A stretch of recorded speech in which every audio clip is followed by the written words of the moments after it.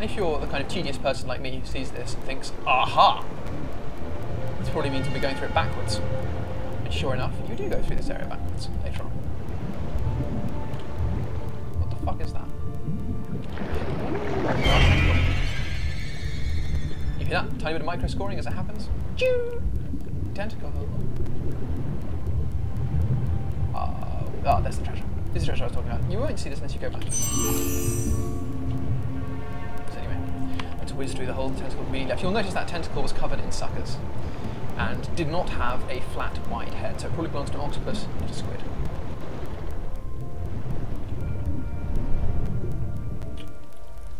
Here we come to the first of the indoor environments, and it is a really great looking one. I'll turn off the light quickly just so you can see what it looks like without it. Look at the showering of the light on the ceiling. The lighting engine in this game is really, really great. This is a custom built engine they built for the game, and it's now being used, interestingly enough, on Deus Ex 3. And it's got great lighting, and although you will notice that there's no source for this light, there's nothing that's bioluminescent. So it's simply environmental lighting, which is good. I mean, it works, because otherwise this area would be frightfully dark, as there are no lights anymore. And here we come to the first set of pots. Now, pots in this game are bizarrely codified. These pots, useless, contain nothing. These pots contain treasures. Now, I don't know why they did it this way. It means that in general you're only interested in pots that contain the gaudy-looking pots rather than the standard-looking pots, which I think is slightly silly. Just make fun, pick up that beautiful bump mapping and alpha channel rubbish. It's great. Let's dive in here. See?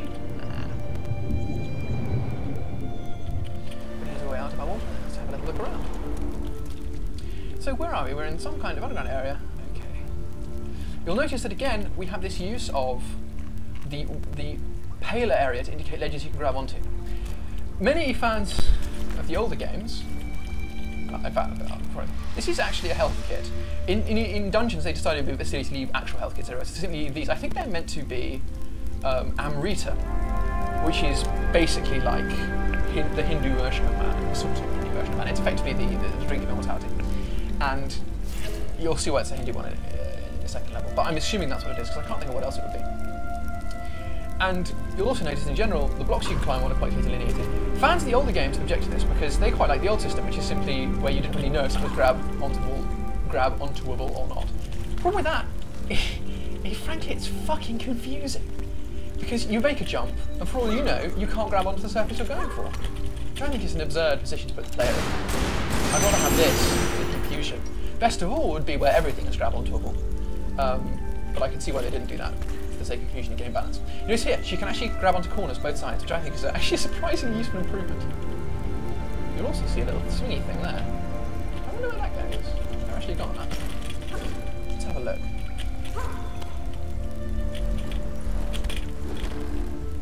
Take us. Oh, righty, alternative way up. You go up those two. Excellent. Notice this trick that Lara's picked up from a certain Persian prince. She can now stand on these, climb on these. She can also do some fantastic pole gymnastics that I think I'll show you in a little bit. And that was not quite what I intended to do, but never mind. I think the nearest checkpoint's fairly clear. The other fantastic thing about this is that having picked up a treasure, you permanently picked it up.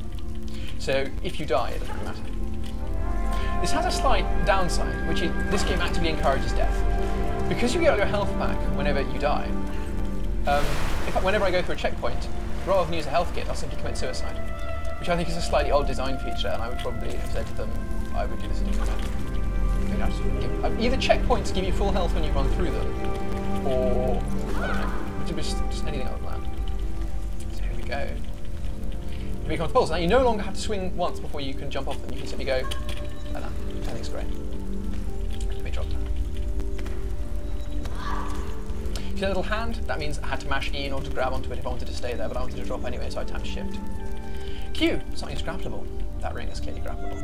Let's have a quick look around. What do we think the first time we get here? We see a dace with a clearly indicated lever. Let's give it a yank. What do we observe? Sparks? Right, there are sparks. That means, ooh, look at this. That looks oily to me. Let's down this. Oil goes through that runnel and ends up inside this statue. So we've got to assume that we're going to have to put oil into these two statues. With these two depressing things, they need my weight. Okay. try putting on one block and see if that does the job. You can also throw these, by the way, for now. It's good. Does that do the job? No, it does not. I need two. This puts me in a interesting position. I need to have both of these depressed while putting the lever. Consequently, I have to find some other way of depressing these. So let's have a quick look up at our grapple all round. Let's give it a yank. That's fairly easily, wasn't it? Oh, Lara. She's like Hercules. Fire returns.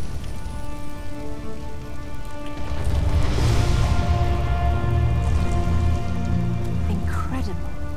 The carvings are clearly similar to early Germanic design, but this is far older than the 5th century, yet, strangely enough, more sophisticated. Proto-Norse runes. Let's see.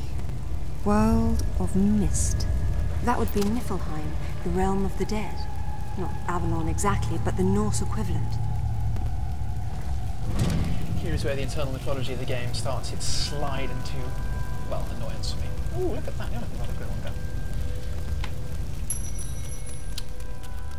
Oh, I can show off some of her gymnastics.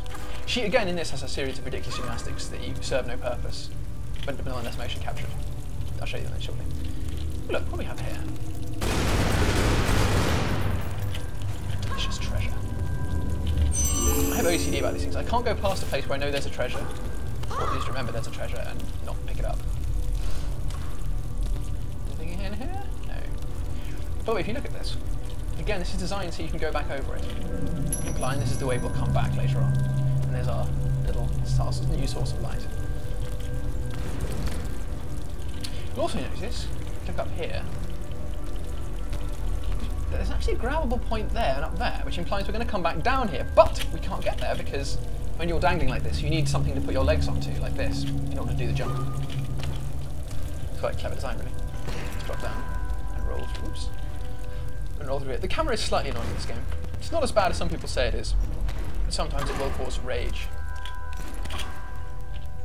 This game also caused motion sickness in a surprisingly large number of people who played it, and they had to patch it out. It was some kind of motion blur filter they were using.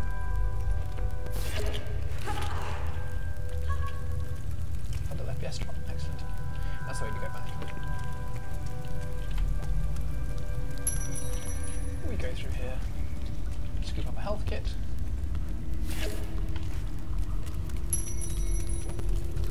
Scoop up another reward.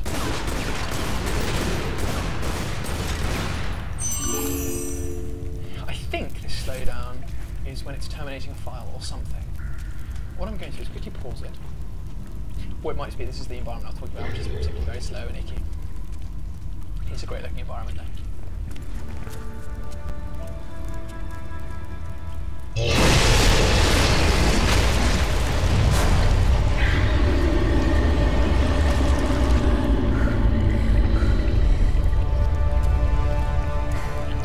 Is our antisocial invertebrate. Oh, that's lovely.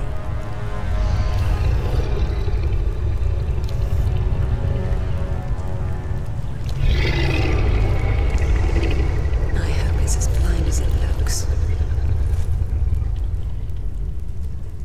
By the way, have you noticed how they've replaced the old use of Zip and Alistair as acquisition devices in the previous games? They replaced them by Lara monologuing, which I think is fairly absurd. It's absurd for a number of reasons, but the main reason it's absurd is simply because no one monologues to themselves. It's just weird. And it looks doubly weird when you're doing it with a camera, because presumably the only person who's going to be consuming this. Ooh, that lights a massive hit on the old FPS. I'll have to keep that off then.